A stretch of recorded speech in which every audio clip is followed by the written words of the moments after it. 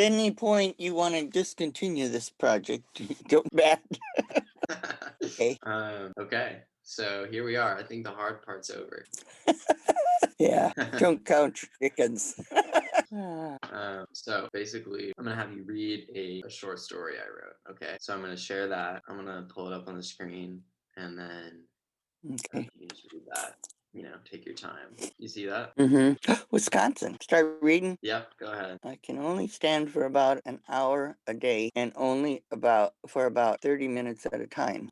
Otherwise, I am subjugated mostly to a green wingback armchair with a matching footstool for my leg. The chair faces the window, and the window faces a tree, which houses an owl, and oh, the three little owlets. How cute. Oh, you said that too. How cute. They are treated so well, constantly receiving deliveries from mother. Aw. They get worms and little mite. Oh, I think about 4 or 5 or 6 times a day. Oh my gosh, they eat a lot. It's to the point where I worry they may turn out.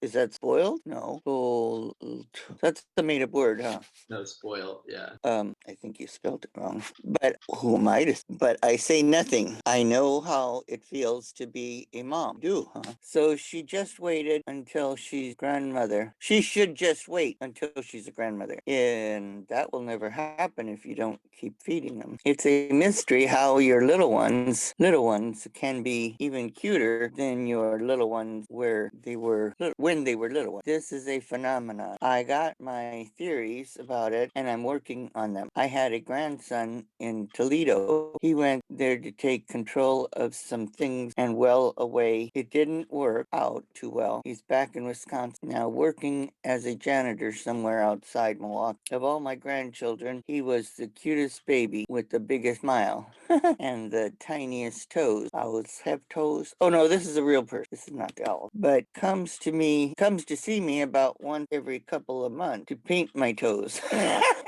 Good at that. So I don't mind don't mind him. Oh, it's a shame that I don't do much walking anymore, but I love the sunshine. I'd go outside, but it's too bright and I can't see very well. I'm partially blind because I've done so much winking.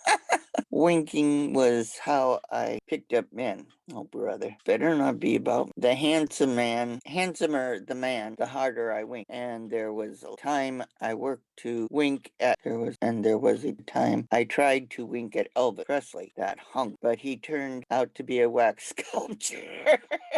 I'd wink at Daddy too. He knew when I started winking at him that I had too many beers. Oh, and it was time to take me home. And you're in my way to read the rest. Can I? Oh, where was I? He always said, oh, where did I stop? Winking. Winking was how Presley, winking at them that I had too many beers and it was time to take me home. That's my kid's daddy I'm talking about. Not mine. Well, anyway, if I get tired of the news nowadays, I can read the paper he left me, the big stack of them in the laundry room, and the boxes of them in the garage. They go back, I think, to 1968 when we were still getting the milkman. We had a milkman who was a hunk too, but I never liked milk. Back to the grand. When he was in Toledo, I wrote to him several times. I could still walk then, so I paced the house like a crazy woman, whenever I was expecting a response from him. He always said how hopeful he was that he might turn things around for himself, but he never had any sort of plan. It was always the same. He needed, $50 for a new suit. He was a materialist, worked in leathers with his father as a boy and gradually turned over to sales. He sold vacuum cleaners door to door and he'd ask people if he could use their bathroom and then he'd go in and steal their toothpaste. Naughty. I always thought in a future life I might be one of those baby owls and gets so many treats from mom. That might nice. I always figured I had been a cow previously because I liked drinking milk when I was little, but not so much anymore. And I currently would have been a grazing cow and not one of those caged cows that get shucked for hamburger. But in between the two, I just made little old me. I am just little old me, and I can't move again. Was that the end? Oh, so anyway, he's doing his janitor work now, and that's paying the bills. I should think, and so I'm happy for him, but we don't talk when he comes over, and he just doesn't smile at and he hasn't kissed me since he was 2, even though he said kiss me when he turned 4. Naughty, like I said. I do pay him for doing my toes, $2 a piece. And he usually makes a sandwich when he's here. And so that's a meal he doesn't have to worry about. But I can't help but pity him. I've still got a pair of baby paws. But like I said, I can only stand for about 30 minutes before my legs start to feel like spaghetti noodle. Otherwise, in this chair, which is green to me, even though other people say it's gray. Daddy always said it was gray, and so when he was around, it was gray. But now it's just me, and so it's green.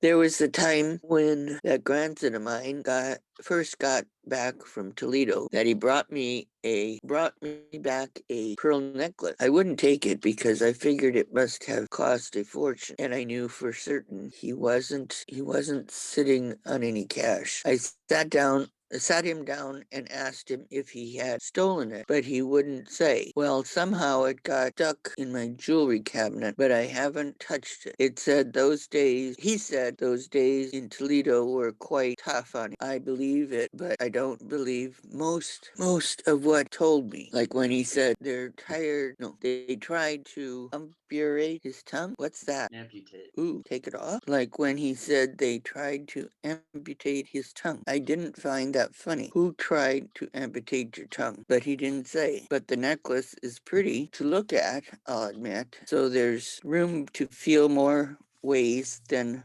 one about it. He also said that some mornings he would wake up and he'd be soaked in urine. He said he hadn't been wetting the bed, but that people were peeing on him. Oh my goodness, while he slept. I thought, sure, there doesn't seem to be anything he won't say for attention. Even if these things were true, I'm not sure why he'd tell me. I don't want any of it.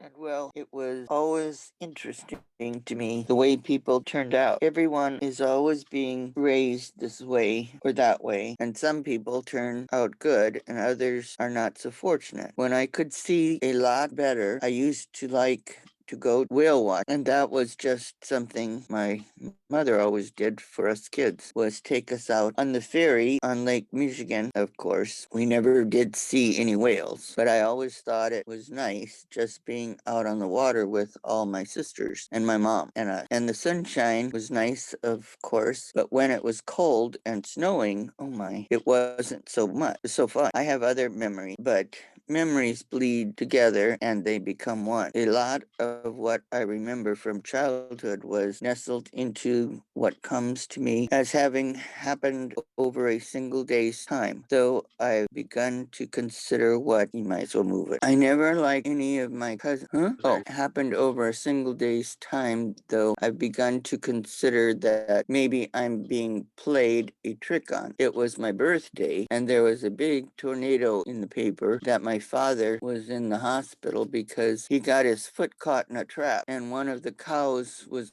giving birth. I had a party, but none of my girlfriends came, and the tornado blew our house down before I got to have any of the cake. My father got his leg amputated, and the mommy cow died while she was in labor, and her calf was stillborn too. This was the worst day of my life, if it was. I never liked any of my cousins or any of my sisters, kids, or anyone on my mother's side. Half of them were alcoholic, and the other half of them died. I am not sure what my mother's obsession with whales was all about, but it could really rub me the wrong way sometimes. She had whale figurines all over the kitchen, and whale paintings and photographs on the walls, and she wrote poems about the whales out in Green Bay. Oh, Green Bay, Green Bay. There the mama whale whales sing and the baby whales play. Green Bay, where the baby whales sing and the cheeseheads stay. I sure was fortunate that my kids turned out as handsome and as beautiful as they did, because a lot of my girlfriends had ugly kids and they turned out to have nasty attitudes just like their mothers. And Toledo, oh, I never went to Toledo, so I couldn't say anything about what that's like in Toledo, except for what my grandson tells me. He says they got people out there, Toledo, like you'd only ever see in your nightmares. They're so ugly and mean, but I wouldn't take his word for it. Brought back so many rings from Toledo, you would have thought he robbed the diamond business for all it was worth, but he always liked it. But he always liked his precious stones and metals. I always told him he needed money before he could take any interest in anything like that, with how expensive it is. But no, I'm not colorblind. I can see colors okay. It's stuff like small print that I so well. I like to have my eyeglasses, but they get lost and run off sometimes, those brats, and I can't chase them around for long. Daddy always knew where they went. I have 6 pairs of baby shoes lined up against the wall in the entryway, and I think the pair at the far end there were Toledo's, but I'd have no firm that with him. Oh, I'd have to confirm that with him. Anyway, he probably doesn't remember, and he usually says if he did, and there wouldn't be any Cinderella stuff going on, because he's grown so much that they wouldn't fit him anyway. But I have lots of pictures. He always said when he was growing up, he wanted to be an astronaut. And then, of course, he wanted to work leathers like his daddy did for a time. And then he did that vacuum stuff, but he's a janitor now, and that gets the bills paid. This green chair is better than whatever they might have at the nursing home. If I had wings, I could fly around. If they sprouted now, they would be tired like the rest of me, and I could take them back to Alaska. Where Daddy and I went on a cruise for our honeymoon. Or I could take them to San Francisco and see the real whales, or Paris, or back in time to when the kids were so little and I could just squeeze them. Or when the grandkids were little and they could fit in their little shoes. Oh.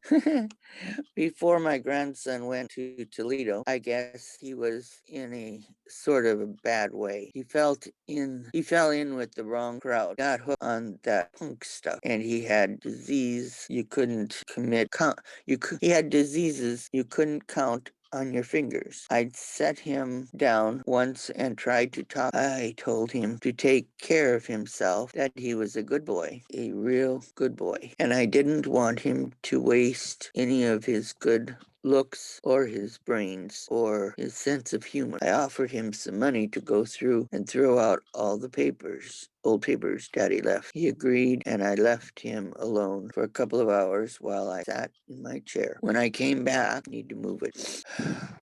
Is that little arrow somewhere? Oh, when I came back, the stacks of the laundry room didn't look any thinner. He said he was still reading the first paper he picked up, combing through each article and advertisement and photograph, making sure there wasn't anything important inside before he threw anything out. I thought, oh brother, he figured his grandpa must have had all those papers saved for some good reason. I think he got through maybe 2 of them, and then I gave him his money and he was on his way. I suppose I want those papers gone because I couldn't read them anyway on account of my eyesight being so bad, but I do suppose I have time for it. But anyway, Daddy didn't save those papers for any good reason. He didn't like to throw things away. When they were perfectly good is all. A newspaper is still perfectly good even after you've gone through it. You don't throw out a good book after you read it. These are my thoughts, or my theory. I'd like them gone, especially the stack in the laundry room, as it would make doing the wash easier. But when I'm just sitting, I don't hardly even think about them.